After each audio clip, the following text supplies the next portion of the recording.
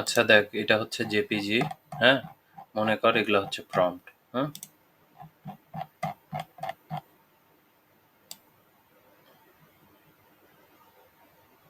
যতখানি দেওয়া হয়েছে তারপর থেকে আমি নিয়ে র্যান্ডম করব। তো এই যে এইখান থেকে ধরে শেষ পর্যন্ত এগুলা দেওয়া হয়নি, সো এগুলো আমি এখন র্যান্ডম করব। তো প্রথমে করব কি, এগুলা সব কপি করে নিলাম। কপি করে নেওয়ার পরে এই যে র্যান্ডে আসলাম।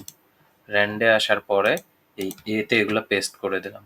পেস্ট করে দেওয়ার পর এই যে বি এ বেশি আছে, সো বি আর এ কে সমান সমান করে নিলাম। কলাম সমান সমান করে নিছি এই যে এইখানে 1712টা করে। এখন আমি করব কি, কন্ট্রোল শিফট লেফট অ্যারো, এও সিলেক্ট হইলো, বিও সিলেক্ট হইলো, একটা সেল শুধু।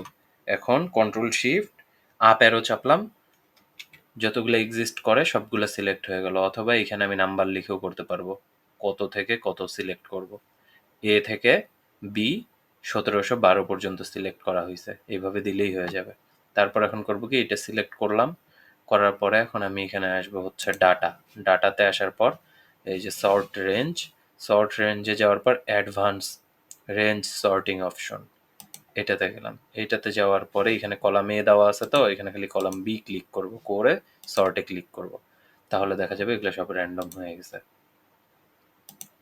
আর এখানে করলাম কি, বি বি এরকম পড়ে থাকলেও কোনো সমস্যা নাই, না থাকলেও কোনো সমস্যা নাই, কিন্তু মাথায় রাখতে হবে এ যতগুলা বিও যেন ততগুলা থাকে। যদি কম বেশি হয় তো তাহলে এখানেও কম বেশি করে নিতে হবে, ডিলেট করে অথবা যেমনেই হোক আর কি। এটা টানলে অবশ্য অটোমেটিক্যালি বাড়ে, এই যে অটো বাড়বে।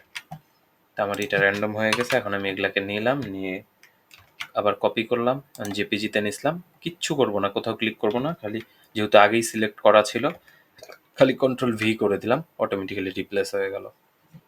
আর এখন এখানে র্যান্ডে আসে, যেহেতু এখানেও সিলেক্ট করা ছিল, এখানে খালি ডিলেট চাপলাম, ডিলিট হয়ে গেল, শেষ ঝামেলা।